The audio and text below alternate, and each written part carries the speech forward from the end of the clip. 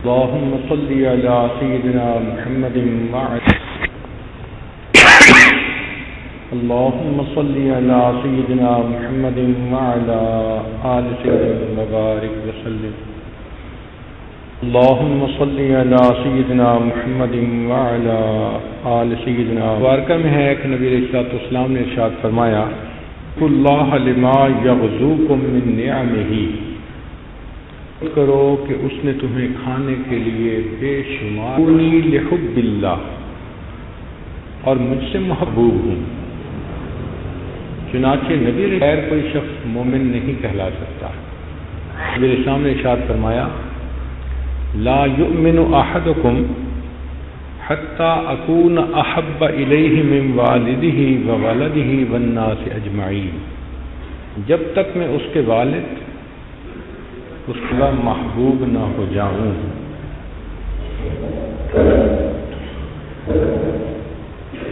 دنیا کی تمام محبتوں پر غالبی، جتنی بھی محبتیں دنیا میں ہیں، ان تمام اگر بقیہ محبتیں بڑھ گئیں تو قرآن مجید میں قل ان کان آباؤکم وابناؤکم واخوانکم وازواجکم وعشیرتکم وَأَمْوَالٌ اقْتَرَفْتُمُوهَا وَتِجَارَةٌ تَخْشَوْنَ كَسَادَهَا وَمَسَاكِنَ تَرْضَوْنَهَا أَحَبَّ إِلَيْكُم مِّنَ اللَّهِ وَرَسُولِهِ وَجِهَادٍ فِي سَبِيلِهِ فَتَرَبَّصُوا حَتَّى يَأْتِيَ اللَّهُ بِأَمْرِهِ، حتیٰ کہ انسان کی اپنی جان سے بھی زیادہ نبی اسلام اس کو محبوب ہو جائیں۔ سیدنا عمر رضی اللہ تعالیٰ عنہ حاضر خدمت ہوتے ہیں، اے اللہ کے حبیب صلی اللہ علیہ وسلم، مجھے آپ دنیا کی تمام محبتوں سے زیادہ محبوب ہیں سوائے اپنی جان کے۔ نبی اسلام نے ارشاد فرمایا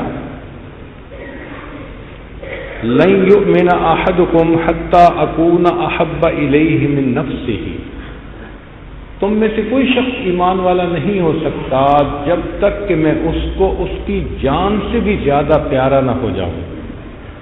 فقال عمر لانو نے جواب میں عرض کیا والذی انزل علیک الکتاب، قسم اس ذات کی جس نے کتاب کو نازل کیا، لانت احب الی من نفسی التی بین جنبی، کہ اب آپ مجھے میری جان سے بھی زیادہ محبوب ہو گئے ہیں۔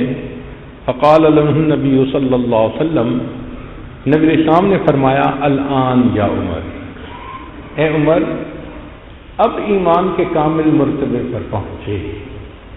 تو یہ محبت مخلوق کی تمام محبتوں سے برتر اور بالا تر محبت ہے۔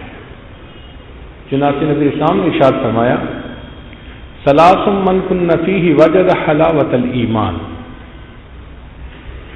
تین چیزیں ایسی ہیں کہ جس بندے میں ہوں اس کو ایمان کی حلاوت نصیب ہو جائے۔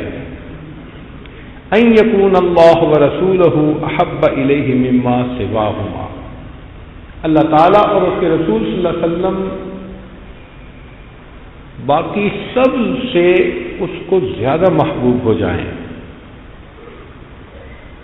اب ذہن میں ایک سوال پیدا ہوتا ہے کہ اگر اتنی محبت انسان کرے تو اس کا بدلہ کیا ملے گا؟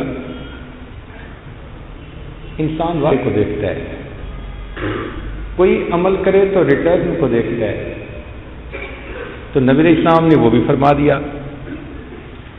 انس رضی اللہ تعالی عنہ، انس رضی اللہ عنہ روایت کرتے ہیں ان رجلا اتى النبي صلی اللہ علیہ وسلم فقال متى الساعة، ایک شخص نبی علیہ السلام کی خدمت میں حاضر ہوئے اور انہوں نے پوچھا اے اللہ کے حبیب صلی اللہ علیہ وسلم قیامت کب آئے گی؟ قال ما اعددت لها، تم نے قیامت کے لیے کیا تیار کر رکھا ہے؟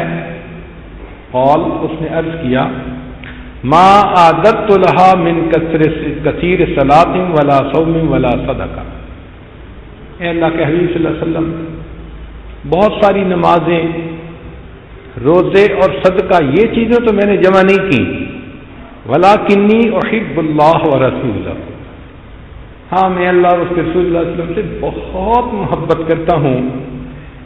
قال، نبی اسلام نے جواب میں فرمایا، انت مع من احببت، تو جنت میں اس کے ساتھ ہوگا جس سے تمہیں بہت محبت ہوگی۔ ایک اور صحابی نبی اسلام کی خدمت میں حاضر ہوتے ہیں اور عرض کرتے ہیں، یا رسول اللہ، اے اللہ کے حبیب صلی اللہ علیہ وسلم، لأنت احب الی من اہلی و مالی، آپ مجھے میرے مال میرے اہل سے زیادہ محبوب ہیں۔ وإنی لأذکرک فما اصبر حتی اجیء، میں جب گھر میں رہتے ہوئے آپ کو کبھی یاد کرتا ہوں، آپ کا دھیان دل میں آتا ہے، تو میں صبر نہیں کر پاتا، آپ کی خدمت میں حاضر ہوتا ہوں، فانظر الیک، اور آپ کے منور چہرے کو دیکھتا ہوں۔ وإنی ذکرت موتی و موتک، اور میں یہ بھی سوچتا ہوں کہ ایک دن موت میرے اوپر بھی آنی ہے اور آپ پر بھی آنی ہے۔ انک اذا دخلت الجنہ، آپ جنت میں داخل ہو گئے، رفعت مع النبیین، تو آپ تو انبیاء کے درجے میں ہوں گے۔ وانی دخلتها لا اراک، اور میں جنت میں چلا بھی گیا تو میں تو آپ کو نہیں دیکھ سکوں گا۔ مقصد کہنے کا تھا کہ پھر مجھے جنت میں مزہ ہی کیا آئے گا۔ سبحان اللہ، کیا محبت تھی صحابہ رضی اللہ تعالی عنہم کو۔ اس پر اللہ تعالیٰ نے یہ آیت نازل فرمائی، وَمَن يُطِعِ اللَّهَ وَالرَّسُولَ فَأُولَٰئِكَ مَعَ الَّذِينَ أَنْعَمَ اللَّهُ عَلَيْهِم مِّنَ النَّبِيِّينَ وَالصِّدِّيقِينَ وَالشُّهَدَاءِ وَالصَّالِحِينَ وَحَسُنَ أُولَٰئِكَ رَفِیقًا۔ تو اس محبت کا ثمر یہ کہ انسان کو قیامت کے دن نبی علیہ السلام کے قدموں میں جگہ نصیب ہو جائے گی۔ اب رہی بات کہ اس محبت کے تقاضے کیا ہیں، تو سب سے پہلا تقاضا توقیرہ و تقدیرہ علیہ الصلاۃ والسلام، کہ انسان جب محبت کرے تو ان کی عزت کرے، ان کا اکرام کرے۔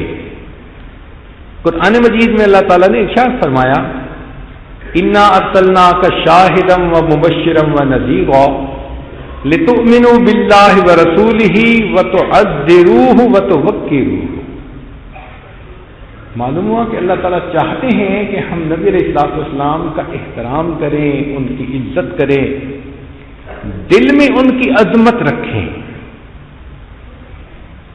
صحابی فرماتے ہیں کہ میں نبی علیہ السلام کی خدمت میں حاضر ہوا، وَأَصْحَابُهُ حَوْلَهُ كَأَنَّمَا عَلَىٰ رُؤُوسِهِمُ الطَّيْرُ، اور صحابہ کرام آپ کے گرد اس طرح بیٹھے تھے جیسے ان کے سروں کے اوپر کوئی پرندہ بیٹھا ہوا، بہت ادب کے ساتھ پرسکون ہو کر آپ کی خدمت میں حاضر ہوتے تھے۔ قال ابو ابراہیم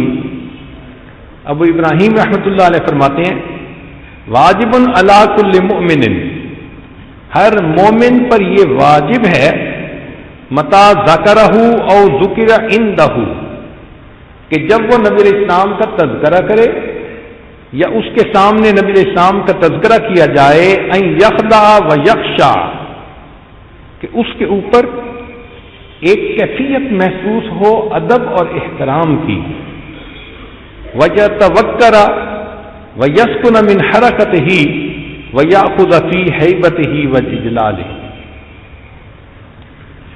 چنانچہ علماء نے لکھا ہے کہ جس طرح نبی علیہ السلام کی موجودگی میں آپ صلی اللہ علیہ وسلم کا اکرام اور احترام ضروری تھا، آج کے دور میں اگر کسی مجلس میں حدیث مبارکہ بیان کی جائے، اس کا درس دیا جائے، تو اس مجلس میں بھی اسی ادب کا روا رکھنا یہ ضروری ہوتا ہے۔ امام مالک رحمۃ اللہ علیہ کو لوگ ملنے آتے تو آپ باندھی کو بھیج کے پوچھواتے کہ تم کس لیے آئے ہو؟ اگر وہ کہتے کہ فقہ کے مسائل پوچھنے آئے ہیں تو آپ فوراً آ کر مل لیتے۔ اگر وہ کہتے ہیں کہ حدیث پاک کی روایت لینے آئے ہیں تو آپ غسل فرماتے، صاف ستھرے کپڑے زیب تن کرتے، امامہ باندھتے اور ایک خاص جگہ بنائی ہوئی تھی، اس کے اوپر آ کر بیٹھ کر خوشبو لگا کر نبی علیہ السلام پر کثرت سے درود شریف پڑھنے کے بعد پھر حدیث مبارکہ کو بیان کیا کرتے تھے۔ سعید بن المسیب رحمۃ اللہ علیہ کی آخری حالت ہے، اب اس حالت میں ان سے اٹھا بھی نہیں جاتا، لیٹے ہوئے تھے، کسی نے حدیث مبارکہ کے بارے میں سوال پوچھ لیا تو وہ مشقت کر کے اٹھے اور اس کا جواب دیا، اور جواب دیتے ہی نیچے گرے اور ان کی روح پرواز کر گئے۔ آخری سانس تک نبی علیہ الصلوۃ والسلام کے ساتھ اس محبت کا اور ادب کا اظہار اتنا ضروری ہے۔ کسی نے امام مالک رحمۃ اللہ علیہ سے کہا کہ آپ نبی علیہ الصلوۃ والسلام کا اتنا احترام کرتے ہیں، اس کے بدلے اللہ کی کیا رحمتیں ہیں؟ تو فرمایا کہ زندگی کی ایک رات کے علاوہ مجھے ہر رات میں نبی علیہ السلام کی زیارت نصیب ہوتی ہے۔ امام جعفر صادق رحمۃ اللہ علیہ کے سامنے جب نبی علیہ السلام کا تذکرہ آتا تو آپ کا چہرہ سرخ اور متغیر ہو جاتا۔ امام مالک رحمۃ اللہ علیہ فرمایا کرتے تھے کہ میں نے سید القراء محمد بن منقدر کو دیکھا کہ حدیث مبارکہ سناتے ہوئے وہ اس قدر روتے تھے کہ لوگوں کو ان کے اوپر ترس آنے لگ جاتا تھا۔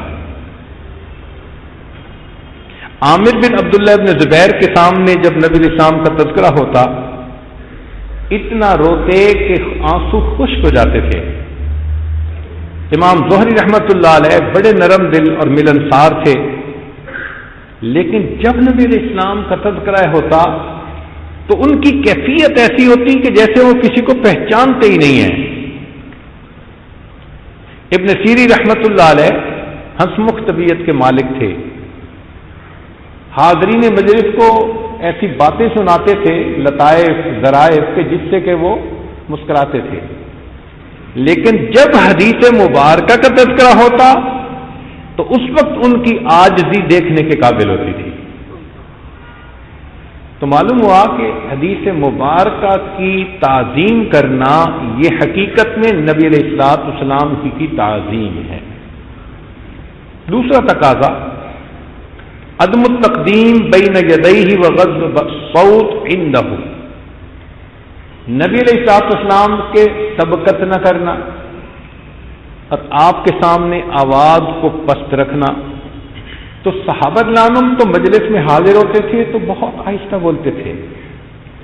آج کے دور میں جو صلاۃ والسلام کے لیے مواجہ شریف پہ حاضر ہو تو وہاں بھی آواز کو بلند نہ کرے، اس لیے مواجہ شریف کے سامنے یہ آیت مبارکہ آج بھی لکھی ہوئی ہے کہ تم اپنی آوازوں کو میرے حبیب صلی اللہ علیہ وسلم کی آواز سے بلند مت کرو، اور کسی بھی کام میں نبی علیہ الصلوۃ والسلام کے حکم پر اپنی خواہش کو مقدم نہ کرے۔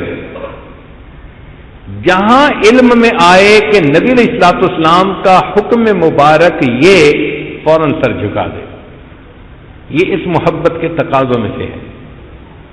اس لیے امام اعظم ابو حنیفہ رحمۃ اللہ علیہ نے فرمایا کہ اگر میرے قول کے مقابلے میں کسی کو کوئی ضعیف حدیث بھی کہیں سے مل جائے تو میرے قول کو چھوڑے اور میرے آقا صلی اللہ علیہ وسلم کے قول کو مقدم کرے۔ تیسرا تقاضا اعظام جمیع اسبابہ و اکرام مشاہدہ و امکنتہ من مکہ والمدینہ، وہ تمام چیزیں جن کو نبی علیہ الصلوۃ والسلام کے ساتھ نسبت ہے، آپ کے اسباب سے، آپ کی اشیاء میں سے، یا آپ کے مبارک شہر مکہ اور مدینہ، ان کے ساتھ بھی محبت کا اظہار کرنا۔ چنانچہ امام مالک رحمۃ اللہ علیہ مدینہ طیبہ میں رہتے تھے، لا یرکب بالمدینہ دابۃ وکان یقول استحیی من اللہ ان اطع تربۃ فیہا رسول اللہ صلی اللہ علیہ وسلم بحافر دابہ، سواری ہوتی تھی مگر پیدل چلتے تھے، مدینہ طیبہ سے باہر نکل کر پھر سوار ہوتے تھے۔ تو کسی نے پوچھا کہ آپ سواری پہ سوار کیوں نہیں ہوتے؟ تو فرمایا کہ مالک کو زیب نہیں دیتا کہ جس مقدس جگہ پر میرے آقا صلی اللہ علیہ وسلم کے قدم لگے ہوں، میں اس جگہ کو سواری کے سموں سے پامال کر دوں۔ ایک دفعہ امام مالک رحمۃ اللہ کے سامنے ایک کمان لائی گئی، تیر کمان، اور کسی نے بتایا کہ اس کمان کو نبی علیہ السلام نے مس فرمایا، ہاتھ میں پکڑا۔ قال مالک، امام مالک فرماتے ہیں ما مسست القوس بیدی الا علی طہارۃ منذ بلغنی ان النبی صلی اللہ علیہ وسلم اخذ القوس بیدہ۔ مجھے جب اس بات کا علم ہوا کہ اس کمان کو محبوب صلی اللہ علیہ وسلم نے مبارک ہاتھ لگائے ہیں، میں نے زندگی بھر اس کمان کو بے وضو ہاتھ کبھی نہیں لگایا۔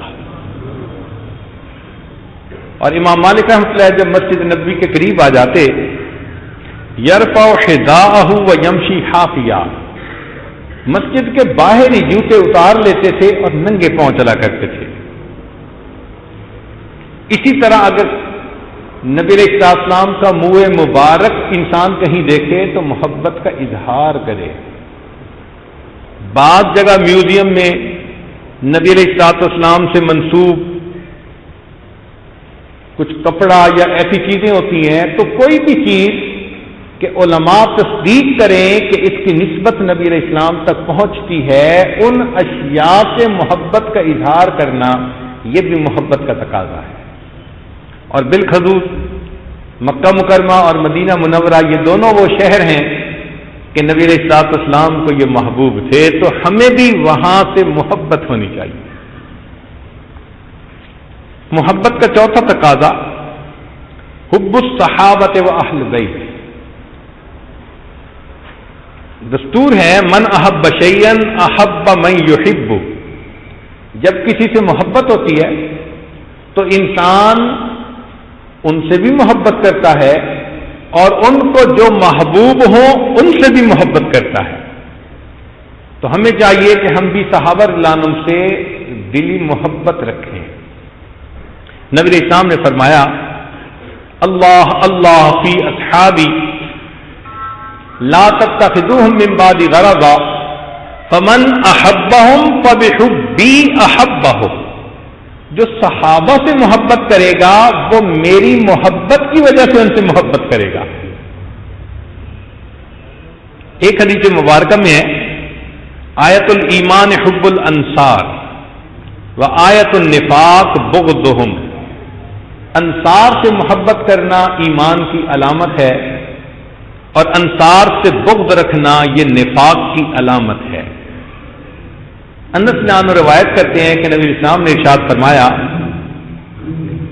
مثل اصحابی کمثل الملح فی الطعام، میرے صحابی کی مثال کھانے میں نمک کی مانند ہے۔ لا یصلح الطعام الا بہ، اگر نمک نہ ہو تو کھانا بے ذائقہ ہوتا ہے، اور اگر صحابہ کی محبت نہ ہو تو انسان کا ایمان حلاوت کے بغیر ہوتا ہے۔ ایک حدیث مبارکہ میں نبی اسلام نے فرمایا من حافظنی فی اصحابی کنت لہ حافظا یوم القیامہ، جو میرے صحابہ کے عزت و ناموس کی حفاظت کرے گا میں قیامت کے دن اس بندے کی عزت کی حفاظت کروں گا۔ ایک حدیث مبارکہ میں نبی اسلام نے فرمایا من حافظنی فی اصحابی ورد علی الحوض، جو میرے صحابہ کے عزت و ناموس کی حفاظت کرے تو اسے چاہیے کہ حوض کوثر پر میرے سامنے آئے۔ ومن لم یحفظنی فی اصحابی لم یرد علی الحوض، اور جو میرے صحابہ کے ناموس کی حفاظت نہ کرے اس کو چاہیے کہ میرے پاس حوض کوثر پہ حاضر ہی نہ ہو۔ حسن رضی اللہ تعالیٰ عنہ فرمایا کرتے تھے کہ نبی علیہ السلام نے ارشاد فرمایا لکل شیء اساس، ہر چیز کی ایک بنیاد ہوتی ہے، واساس الاسلام حب اصحاب رسول اللہ و اہل بیتہ، اور صحابہ کی محبت اور اہل بیت کی محبت یہ ایمان کی بنیاد ہے۔ حضرت علی عنہ فرماتے ہیں کہ نبی علیہ السلام نے ایک مرتبہ سیدنا حسن اور حسین رضی اللہ عنہم کے ہاتھ کو پکڑا، فقال اور فرمایا من احبنی و احب ہذین، جس نے مجھ سے محبت کی اور ان دونوں سے محبت کی، و اباہما اور ان کے والد سے محبت کی، و امہما اور ان کی والدہ سے محبت کی، کان معی فی درجتی یوم القیامہ، وہ جنت میں میرے درجے میں میرے ساتھ ہوگا۔ تو صحابہ سے محبت کرنا، اہل بیت سے محبت کرنا، یہ جنت کی بشارت ہے۔ عبداللہ بن مبارک رحمۃ اللہ علیہ فرماتے ہیں خصلتان من کان فیہ نجا، دو خوبیاں ایسی ہیں جس بندے کے اندر ہوں وہ نجات پا جاتا ہے، الصدق وحب اصحاب محمد صلی اللہ علیہ وسلم، ایک سچ بولنا اور دوسرا نبی علیہ السلام کے صحابہ سے محبت کرنا۔ چنانچہ ایوب سختیانی رحمۃ اللہ علیہ فرماتے تھے من احب ابا بکر فقط اقام الدین، جس نے ابو بکر لانوں سے محبت کی اس نے دین کو قائم کر دیا۔ ومن احب عمر فقط اوضح السبیل، جس نے عمر لانوں سے محبت کی اس پر راستہ واضح ہو گیا۔ ومن احب عثمان فقد استضاء بنور اللہ، جس نے عثمان لانوں سے محبت کی اس نے اللہ کے نور سے روشنی کو پا لیا۔ ومن احب علی فقد اخذ بالعروۃ الوثقی، اور جس نے علی لانوں سے محبت کی اس نے مضبوط رسی کو تھام لیا۔ ومن احسن الثناء علی اصحاب محمد، اور جو نبی علیہ السلام کے صحابہ کی تعریف کرے فقد بری من النفاق، اللہ اس بندے کو نفاق سے بری فرما دیتا ہے۔ پانچواں تقاضا الاقتداء بہ، کہ انسان جس سے محبت کرتا ہے اس کی پیروی کرتا ہے۔ عبداللہ بن مبارک رحمۃ اللہ علیہ فرمایا تھے تعصی الالہ وانت تدعم حبہ ھذا لعمری فی القیاس بدیع لو کان حبک صادقا لاطعتہ ان المحب لما یحب مطیع، کہ اگر تو اپنی بات محبت میں سچا ہوتا تو نبی علیہ الصلوۃ والسلام کی اتباع کرتا، اس لیے کہ محب جس سے محبت کرتا ہے اس کی اتباع کیا کرتا ہے۔ صحابہ کرام نبی علیہ الصلوۃ والسلام کی اتباع میں کامل درجہ رکھا کرتے تھے۔ چنانچہ عبداللہ ابن رواحہ رضی اللہ عنہ مسجد نبوی میں داخل ہونے لگے، ایک قدم اندر اور ایک ابھی باہر۔ نبی علیہ السلام صحابہ کو فرما رہے ہیں اجلسو اجلسو، بیٹھ جاؤ بیٹھ جاؤ۔ انہوں نے جب یہ لفظ سنا تو وہ وہیں بیٹھ گئے، ایک قدم اندر اور ایک باہر، دھوپ ہے۔ کسی نے پوچھا عبداللہ ابن رواحہ دروازے پر اس طرح بیٹھ گئے، کہنے لگے کہ میرے کانوں میں جب آواز پڑی اجلسو مجھے زیب نہیں دیتا تھا کہ باہر کا قدم اندر رکھتا اور پھر بیٹھتا۔ اس طرح وہ نبی علیہ الصلوۃ والسلام کے ایک ایک ارشاد پر عمل کیا کرتے تھے۔ چنانچہ ابو طلحہ رضی اللہ عنہ نے ایک مرتبہ شور سنا تو انس رضی اللہ عنہ سے فرمایا کہ باہر دیکھو کیا ہوا۔ انہوں نے آ کر کہا الا ان الخمر قد حرمت، شراب حرام ہو گئی۔ تو بیٹے سے فرمایا اخرج فاحرقھا، یہ مٹکوں کو اٹھاؤ اور ان تمام مٹکوں کو توڑ ڈالو۔ تو ایک بندہ جو ایمان نہیں لایا تھا اس نے کہا کہ بھئی تم تو عادی ہو، چھوڑو گے بیمار ہو جاؤ گے۔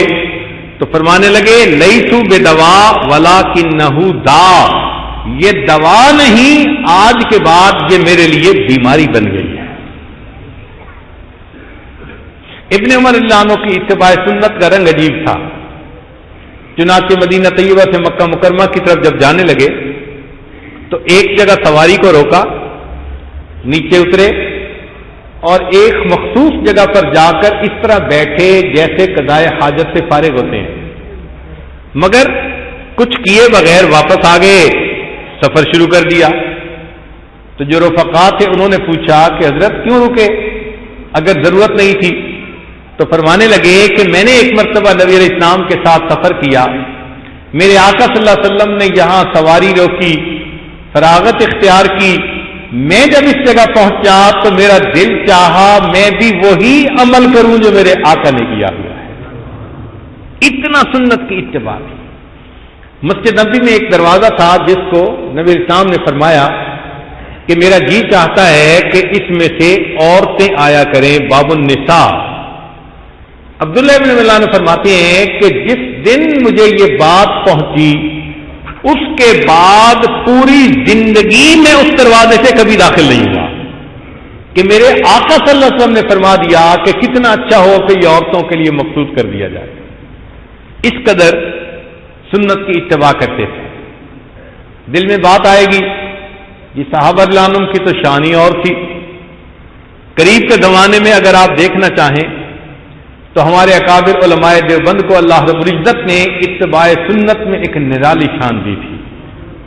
چنانچہ اس قافلہ کے سرخیل امام حضرت مولانا قاسم نانوتوی رحمۃ اللہ علیہ کی زندگی کو دیکھیے کہ فرنگی نے ان کی گرفتاری کا حکم جاری کر دیا۔ جب پتہ چلا تو آپ 3 دن کے لیے روپوش ہو گئے اور 3 دن کے بعد دوبارہ پھر واپس آئے اور زندگی گزارنی شروع کر دی۔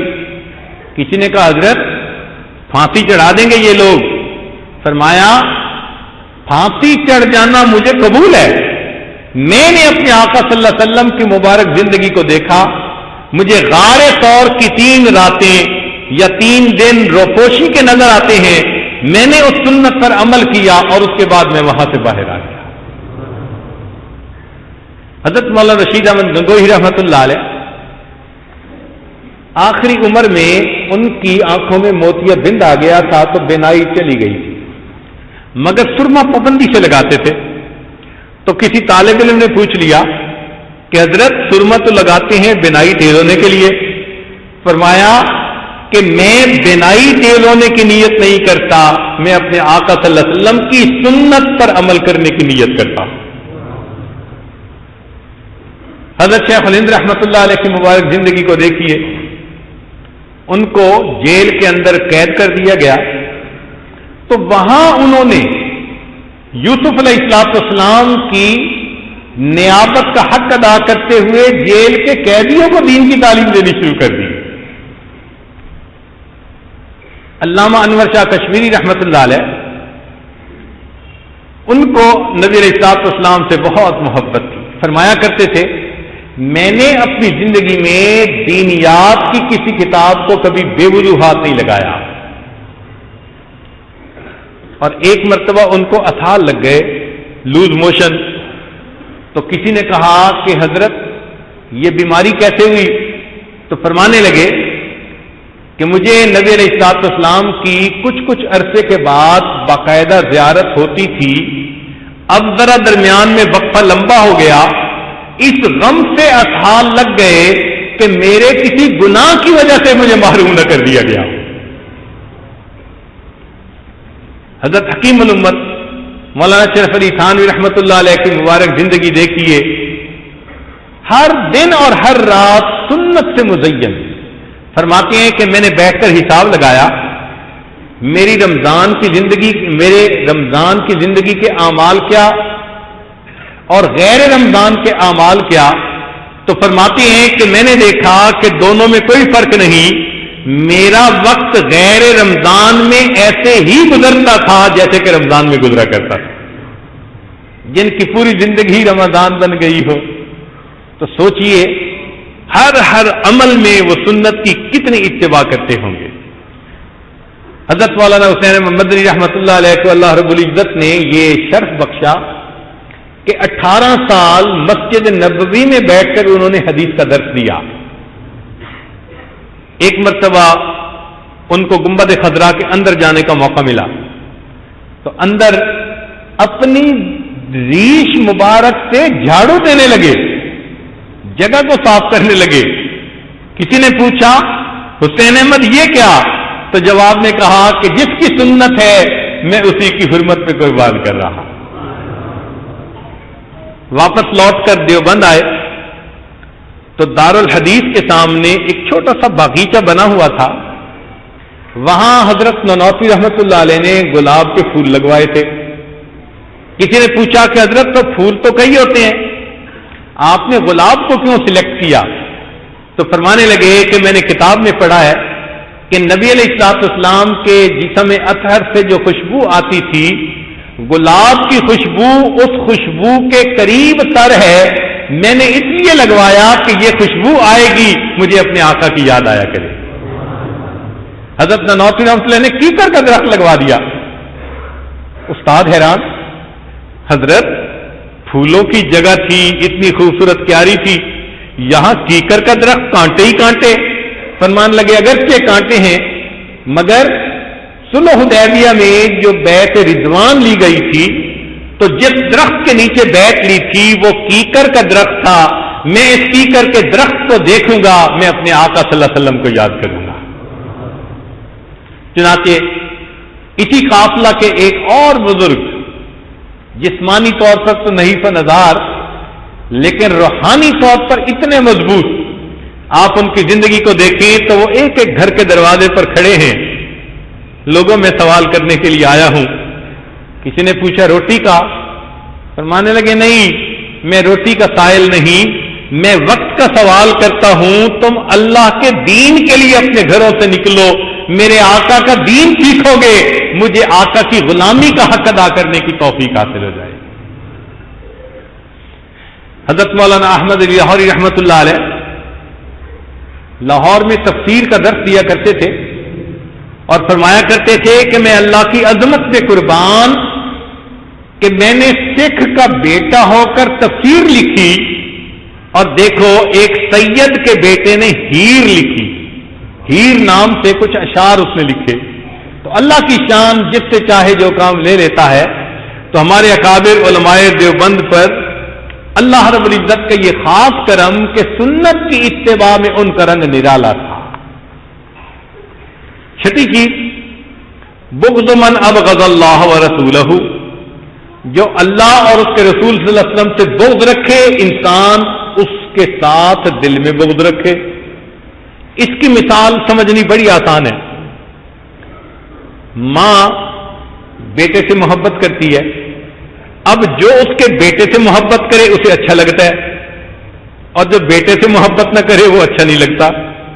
تو اگر ایک ماں کی محبت کا یہ عالم، تو پھر اگر نبی علیہ السلام کی محبت اپنی جان سے بھی زیادہ، تو اگر کسی کے دل میں نبی علیہ السلام کی محبت نہ ہوگی تو دل سے کتنا برا لگے گا. چنانچہ رئیس المنافقین عبداللہ ابن ابی نے ایک موقع پر یہ کہہ دیا کہ ہم جب جائیں گے لَيُخْرِجَنَّ الْأَعَزُّ مِنْهَا الْأَذَلَّ، تو عزت والے مدینہ سے ذلیل لوگوں کو نکال دیں گے. اب یہ بات ان کے بیٹے نے بھی سنی. جب قافلہ مدینہ طیبہ پہنچا تو شہر کے دروازے کے اوپر آ کر کھڑے ہو گئے اور اپنے والد کو کہنے لگے لن تدخل المدینہ حتی یأذن لک رسول اللہ صلی اللہ علیہ وسلم، تو شہر میں داخل نہیں ہو سکتا جب تک کہ اللہ کے حبیب صلی اللہ علیہ وسلم تجھے داخلے کی اجازت نہ دیں، پتہ چلے کہ عزت والا کون ہے اور ذلیل کون ہے. نبی علیہ السلام نے فرمایا انی اذنت لابیک فکف عنہ، میں نے تیرے والد کو داخل ہونے کی اجازت دی، تو اپنا ہاتھ پیچھے ہٹا. تب انہوں نے اپنے والد کو مدینہ میں داخل ہونے کی اجازت عطا فرمائی. ام حبیبہ رضی اللہ تعالیٰ عنہ نبی علیہ الصلوۃ والسلام کی زوجہ مطہرہ، والد ملنے کے لیے آئے. ابو سفیان، چارپائی بچھی تھی، بستر لگا تھا، وہ چارپائی پر بیٹھنے لگے تو انہوں نے جلدی سے بستر لپیٹ دیا. تو ابو سفیان کہنے لگے کہ بیٹی باپ کے آنے پہ بستر بچھاتے ہیں، بستر سمیٹتے تو نہیں ہے. تو جواب میں کہا کہ ابا جان آپ کی بات اپنی جگہ صحیح، مگر میرا دل نہیں چاہتا تھا کہ آپ مشرک ہیں اس بستر پر بیٹھیں جس بستر پر میرے آقا صلی اللہ علیہ وسلم بیٹھتے ہیں. تو جس کو محبت ہو اس سے محبت رکھنا، اور جس بندے کو بغض ہو پھر اس کے ساتھ بغض کا دل میں رکھنا. 7ویں علامت کثرت ذکر اللہ. جب محبت ہو تو پھر تذکرہ بھی زیادہ ہوتا ہے. من احب شیئا اکثر ذکرہ. دستور کی بات ہے کہ جس سے محبت ہوتی ہے انسان اس کی باتیں کرتا رہتا ہے. ہم نے کئی مرتبہ دیکھا ماں کو اولاد سے محبت ہوتی ہے، وہ بیٹے کی باتیں ہی سناتے نہیں سکتی. جو بیوی خاوند سے محبت کرتی ہے اس کی باتیں کرتے نہیں اس کی زبان سکتی. اسی طرح مومن کو چاہیے جہاں موقع ملے نبی علیہ الصلوۃ والسلام کا ذکر مبارک کر دے. جہاں جاتے ہیں ہم تیرا فسانہ چھیڑ دیتے ہیں. یہ محبت کی علامت ہے اور محبت کا تقاضا ہے. چنانچہ صدیق اکبر رضی اللہ عنہ ایک مرتبہ خطبہ دینے کے لیے بیٹھے اپنے دور خلافت میں. کہا سمعت رسول اللہ العام الاول فبکا، کہ میں نے نبی علیہ الصلوۃ والسلام سے ایک سال یہ سنا، اور جب نبی علیہ السلام کے لفظ زبان سے ادا ہوئے فبکا، آنکھوں میں سے آنسو آ گئے. سر نیچے جھکا لیا، پھر آنسو سمیٹے، پھر دوبارہ اسی طرح سمیتوں کا لفظ کہا. جب نبی علیہ السلام کا نام آیا پھر آنکھوں میں سے آنسو. خطبہ دینے سے پہلے 3 مرتبہ ایسا ہوا. ان کو نبی علیہ الصلوۃ والسلام کی یاد اس قدر آیا کرتی تھی. عبداللہ ابن عمر رضی اللہ عنہ بیٹھے تھے تو زیادہ بیٹھنے کی وجہ سے پاؤں سن ہو گیا. کسی نے کہا کہ بھئی جس سے محبت زیادہ اسے یاد کرو. اذکر احب الناس الیک یذل عنک. تو یہ تمہاری سن ہونے کی کیفیت ختم ہو جاتی. فصاح یا محمد، فوراً کہا اے محمد صلی اللہ علیہ وسلم. فانتشرت، اللہ نے پاؤں کا وہ سن ہونا جو تھا اسی وقت ختم فرما دیا. تو بے اختیار ان کی زبانوں سے نبی علیہ الصلوۃ والسلام کا تذکرہ ہوتا تھا. سیدنا بلال عنہ مدینہ طیبہ میں اذان دیتے تھے. جب نبی علیہ السلام نے پردہ فرمایا تو بلال عنہ نے سوچا کہ اب اس جگہ پر میں رہوں گا اور اگر اذان دوں گا اور محبوب صلی اللہ علیہ وسلم کا چہرہ انور نہیں دیکھوں گا تو میں برداشت نہیں کر سکوں گا. چنانچہ وہ شام ہجرت کر کے چلے گئے. ایک رات خواب میں نبی علیہ الصلوۃ والسلام کی زیارت نصیب ہوئی. فرمایا بلال کتنی سرد مہری ہے کہ اتنا عرصہ ہوا ہمیں ملنے ہی نہیں آئے. اسی وقت اٹھ کے بیٹھ گئے. بیوی سے کہا کہ تیاری کرو میں نے ابھی سفر شروع کرنا ہے. رات میں ہی سفر شروع کر دیا. چنانچہ مدینہ طیبہ حاضر ہوئے، صلاۃ والسلام پڑھا، حاضری دی. نماز کا وقت ہو گیا. اذان دینی تھی تو 2 شہزادے سیدنا حسن رضی اللہ عنہ اور سیدنا حسین رضی اللہ عنہ انہوں نے فرمائش کر دی کہ ہمیں اپنے نانا جان کے زمانے کی اذان کی آواز سنوا دیجیے. فرمائش ایسی تھی کہ انکار کی گنجائش نہیں تھی. چنانچہ بلال رضی اللہ عنہ نے جب اذان دینی شروع کی اور صحابہ کے کانوں میں وہ آواز پہنچی جو محبوب صلی اللہ علیہ وسلم کے زمانے میں پہنچتی تھی، آنکھوں کو قابو نہ رہا، رونے لگ گئے.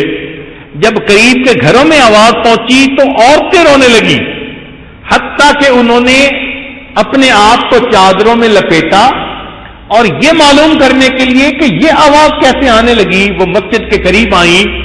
اب مسجد کے اندر صحابہ رو رہے ہیں، مسجد کے باہر مستورات رو رہی ہیں، اور عجیب وقت وہ بنا جب ایک بچے نے اپنی ماں سے یہ کوشچن پوچھا کہ اماں بلال لانو تو اتنے عرصے کے بعد واپس آ گئے، تو بتا اللہ کے حبیب صلی اللہ علیہ وسلم کب یہاں واپس آئیں گے.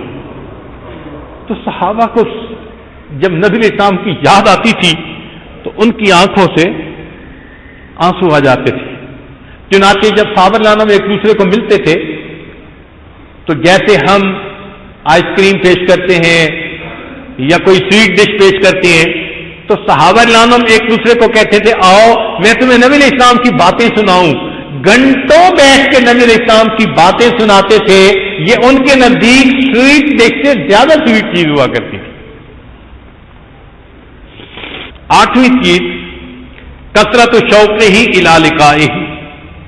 جب نبی علیہ الصلوۃ والسلام سے اتنی محبت ہے تو پھر آپ سے ملاقات کا شوق دل میں ہونا.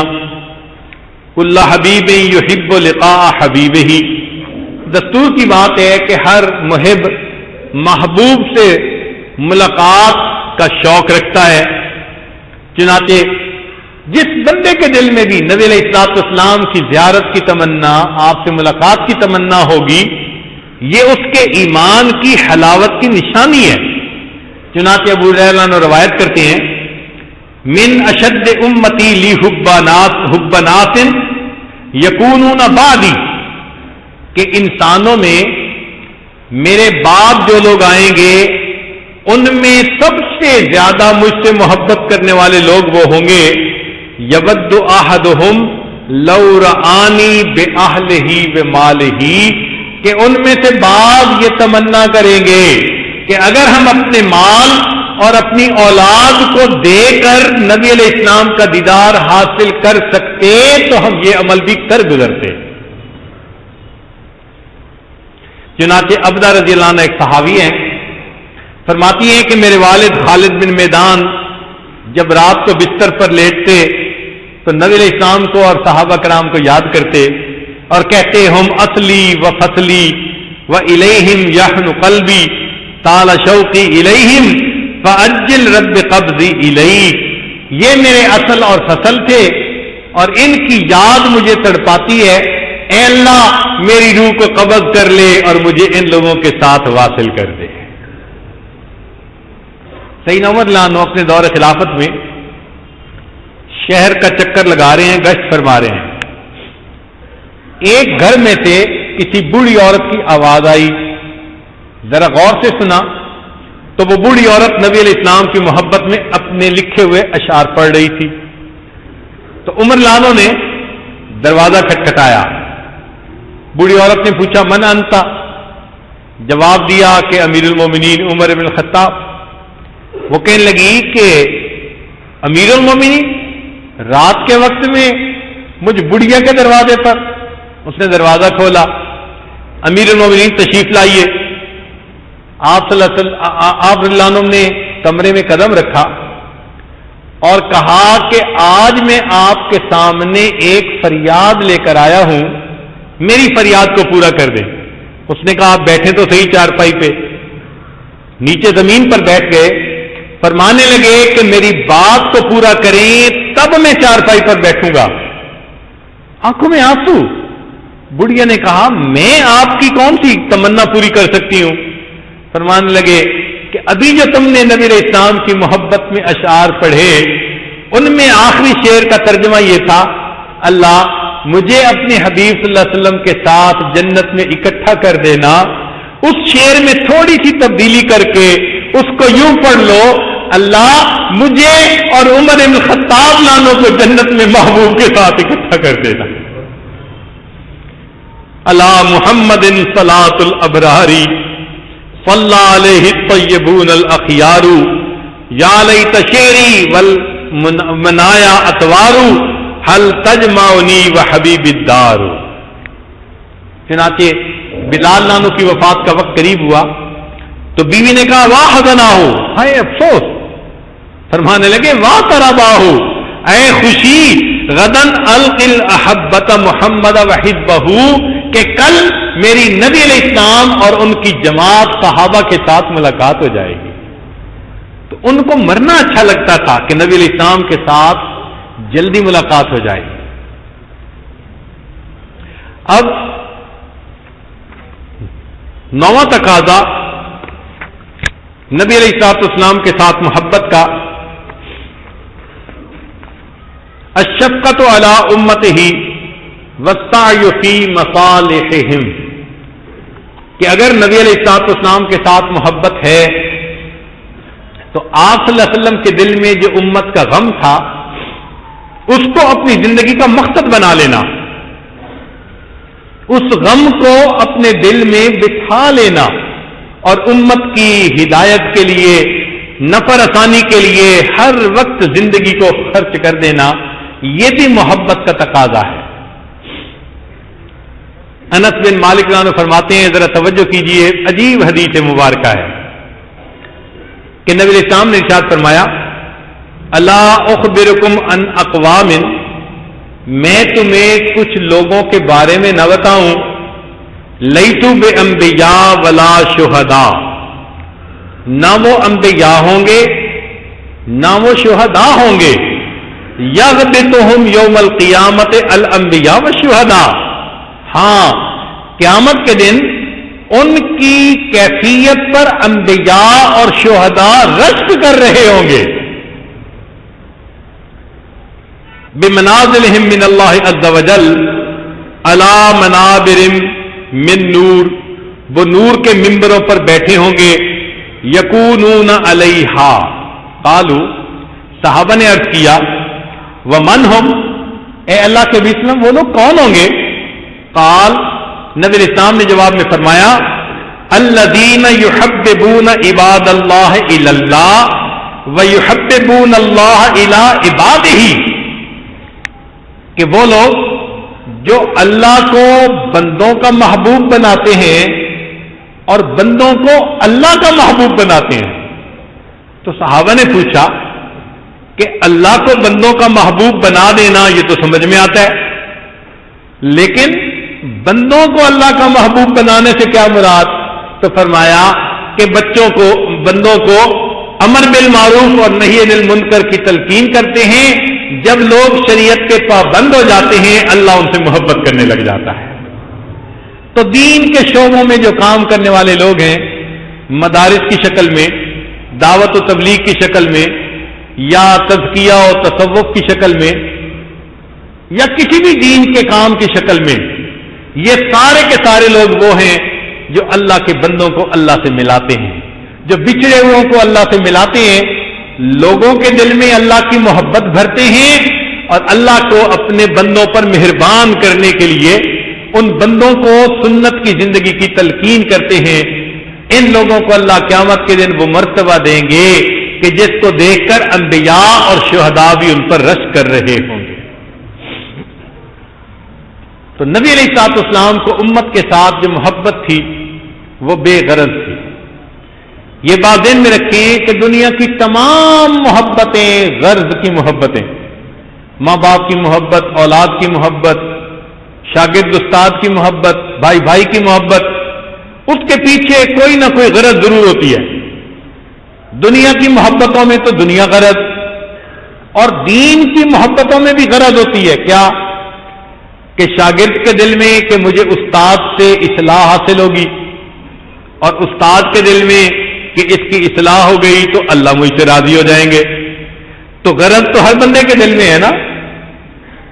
تو اگر کوئی بندہ معلوم کرنا چاہے کہ کوئی محبت اس کائنات میں ایسی بھی تھی کہ جو بے غرض، تو اس کو جواب دیں گے کہ ہاں آؤ آج سے 1400 سال ذرا پیچھے جا کر دیکھتے ہیں۔ ایک ہستی، رات کا وقت ہے، تہجد کا وقت، مصلے کے اوپر سجدے کے اندر رب امتی رب امتی، اللہ میری امت کی بخشش کر دیجئے بخشش کر دیجئے، یہ پڑھ رہے ہیں اور اتنا لمبا وقت گزر گیا۔ عائشہ رضی اللہ عنہا فرماتی ہیں مجھے ڈر لگنے لگا میرے آقا کی کہیں روح تو قبض نہیں ہو گئی۔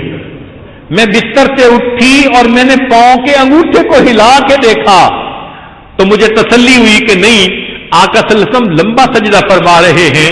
تو آپ کا اتنا لمبا سجدہ کرنا اور امت کی دعا کرنا یہ بے غرض محبت تھی، کیونکہ اللہ نے اپنے حبیب صلی اللہ علیہ وسلم کو پہلے خوشخبری دیتی تھی لِيَغْفِرَ لَكَ اللَّهُ مَا تَقَدَّمَ مِن ذَنبِكَ وَمَا تَأَخَّرَ، اے میرے حبیب صلی اللہ علیہ وسلم آپ کے اگلے پچھلے گناہوں کو معاف کر دیا۔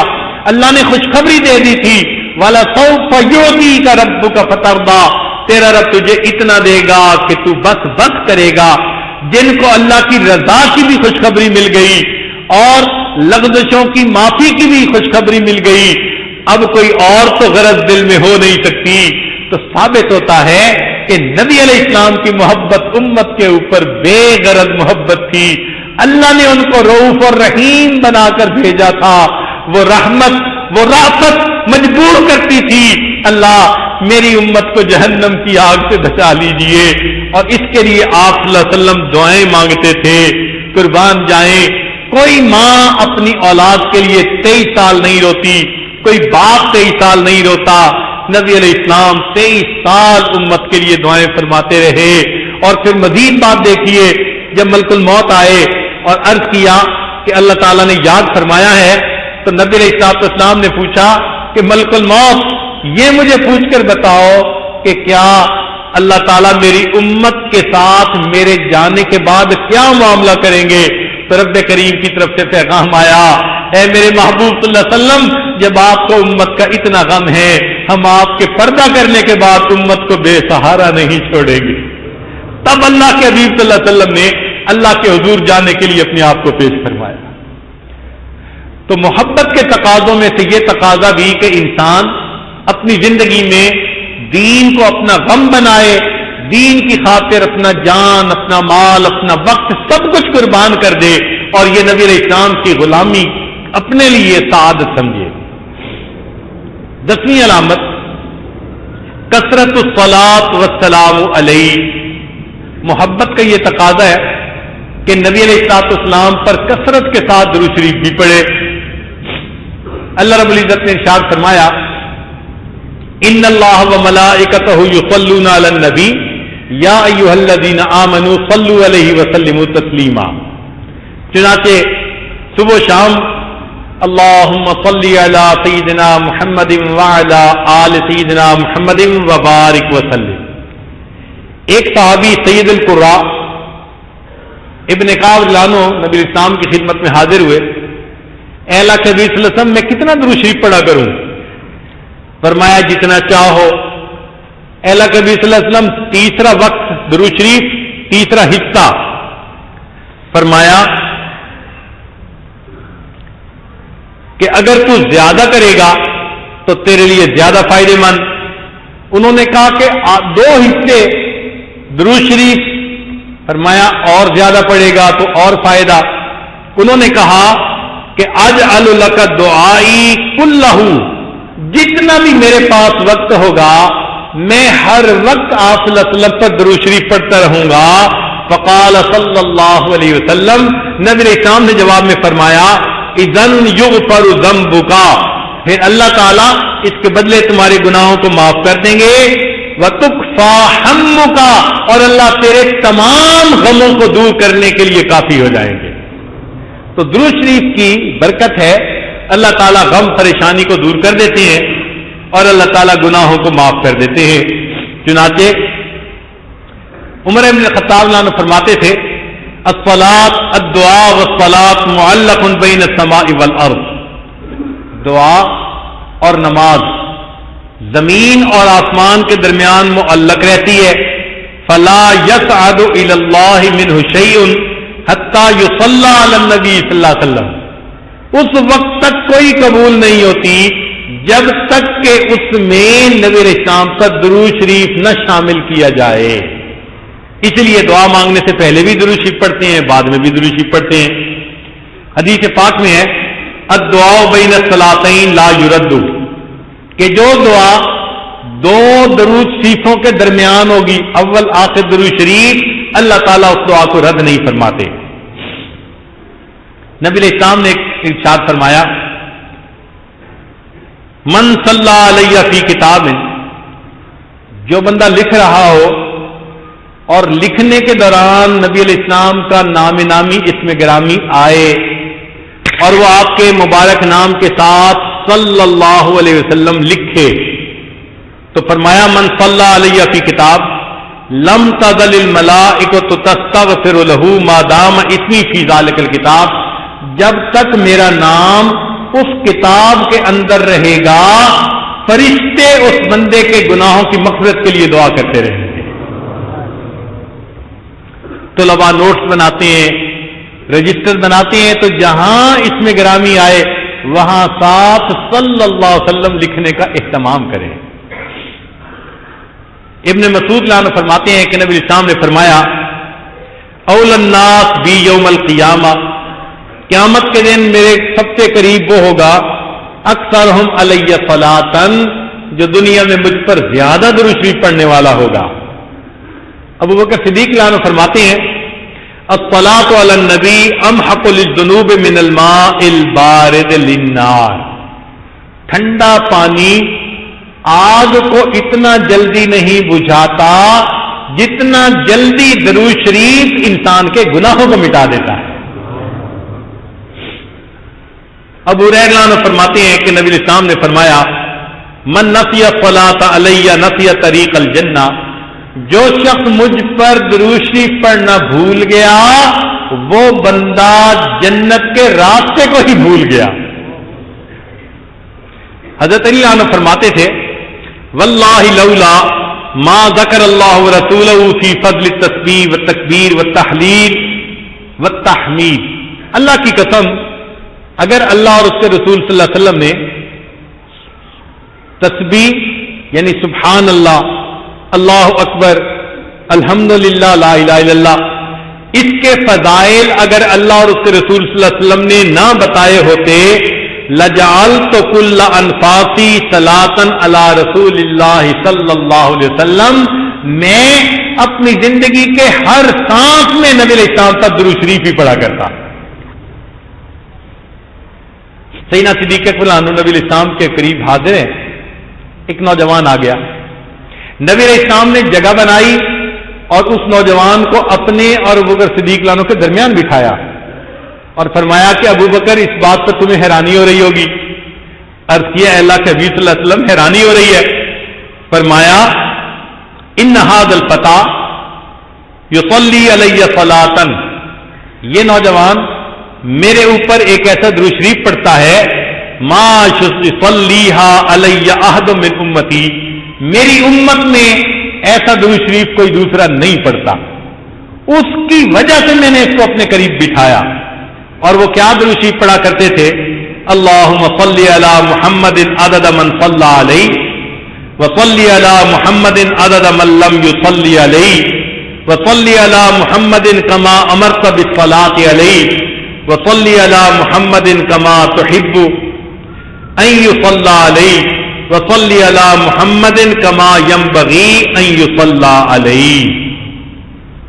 ایک حدیث پاک میں ہے ثلاثۃ یوم القیامت تحت عرش اللہ، تین بندے قیامت کے دن عرش کے سائے میں ہوں گے.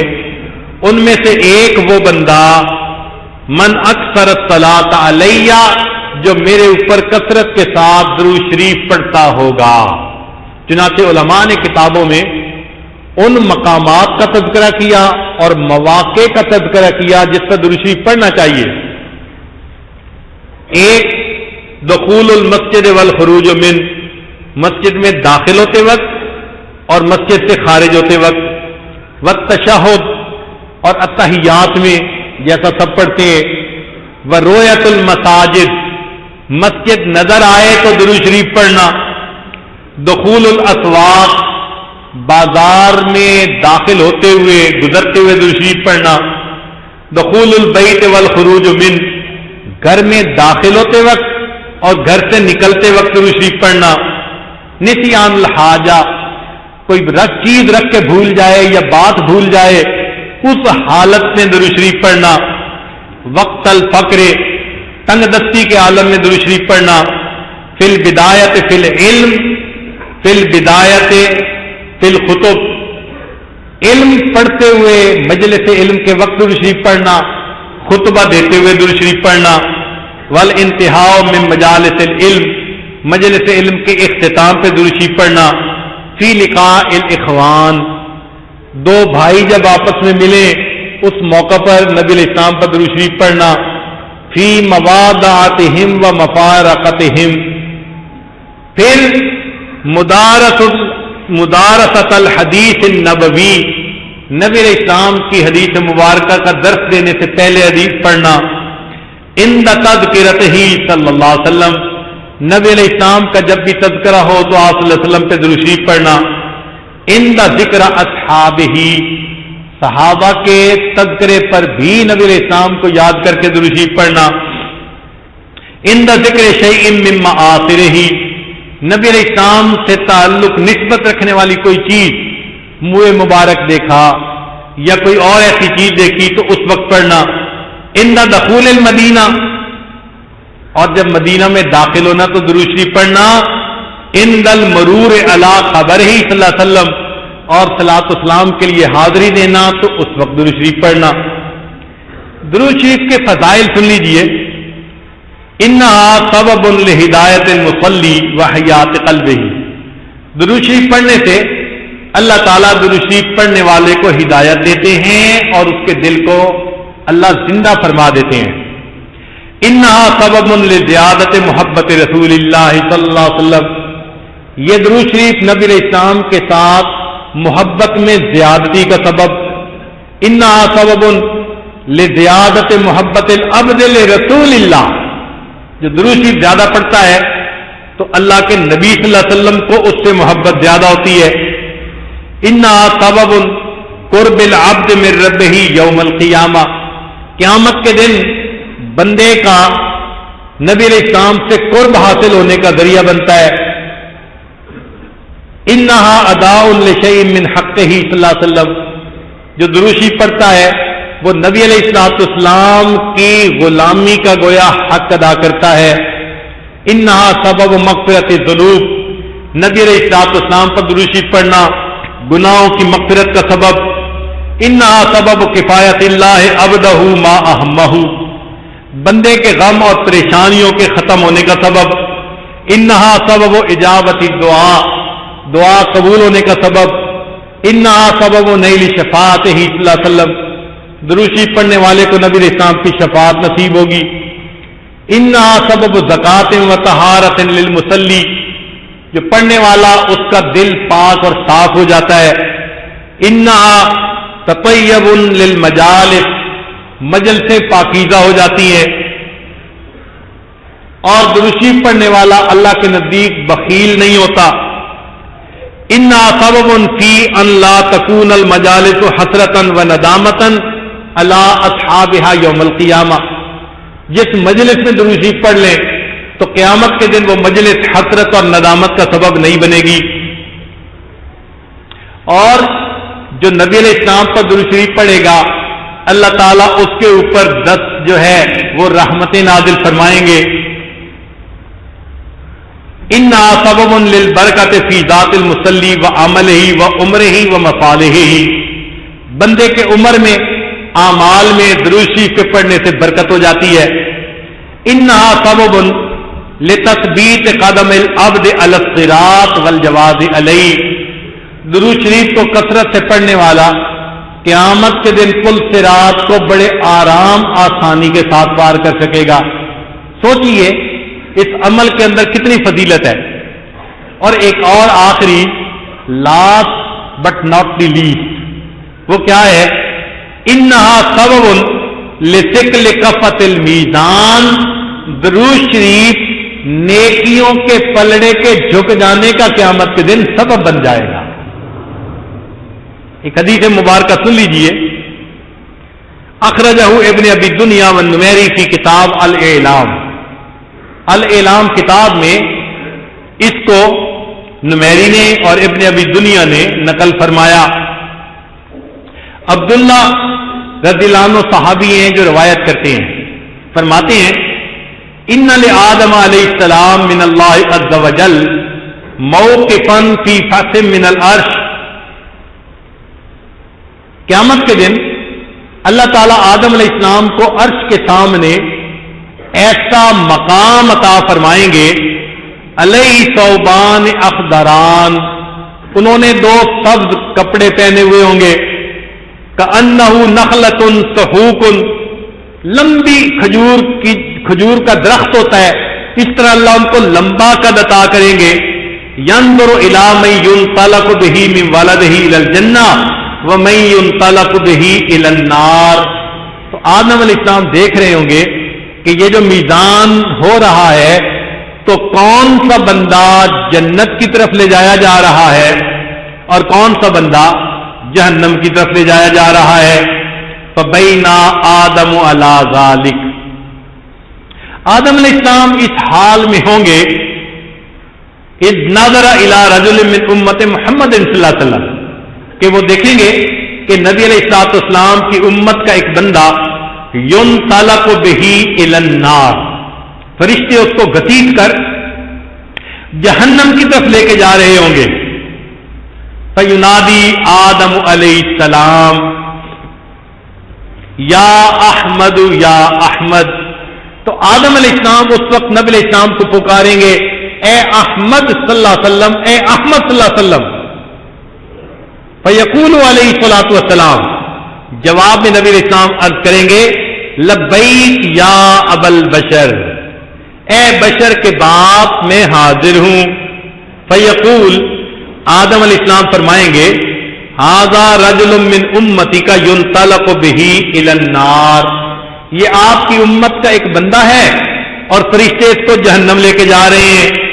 قال صلی اللہ علیہ وسلم، نبی علیہ السلام فرماتے ہیں فاشد المئزر، میں اپنی تہبند کو کس کے باندھ لوں گا.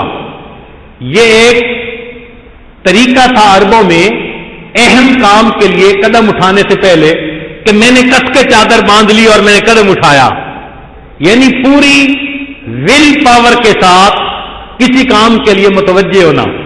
تو نبی علیہ السلام فرماتے ہیں کہ میں اپنی تہبند کو کس کے باندھ لوں گا. وَأَسْرَعُ فِي أَثَرِ الْمَلَائِكَةِ، اور میں ان فرشتوں کے پیچھے تیزی سے چلوں گا. فَأَقُولُ، اور میں ان کو کہوں گا یا رسول ربی قفو، اے میرے رب کے نمائندوں ورکرو رک جاؤ.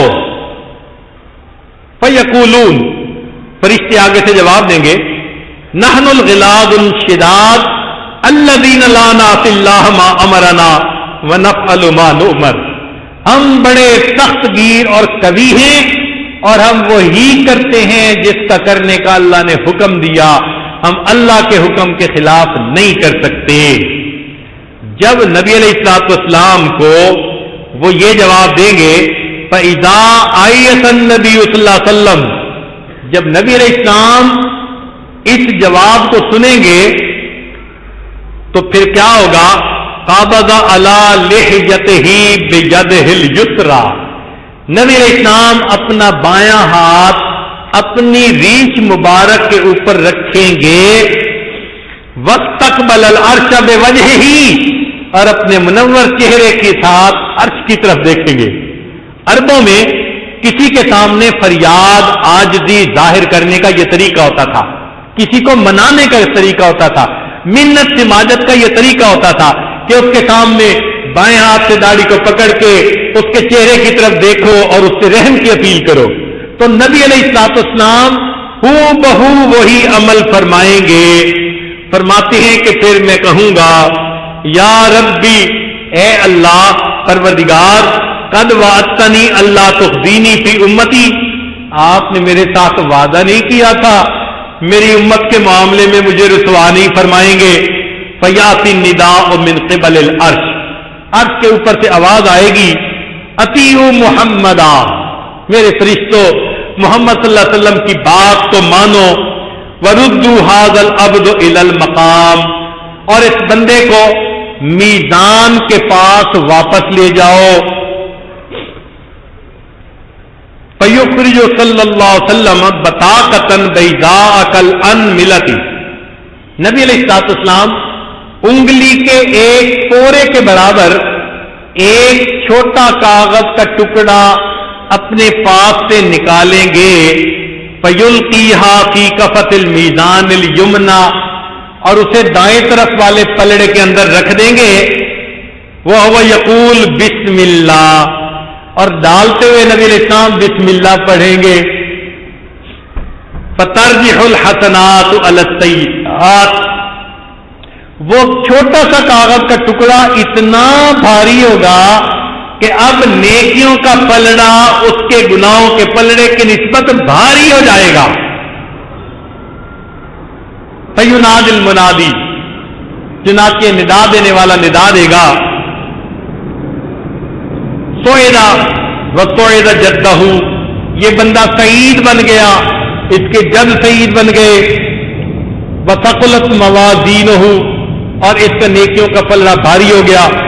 انطلقوا بہ الی الجنہ، اس بندے کو جنت کی طرف لے کے جاؤ. جب بندے کو فرشتے جنت کی طرف لے کر جانے لگیں گے تو وہ کہے گا کہ فرشتوں ٹھہر جاؤ، حتی اسأل ھذا العبد الکریم علی ربہ، میں اس کریم بندے سے پوچھ تو لوں کہ یہ ہستی کون ہے۔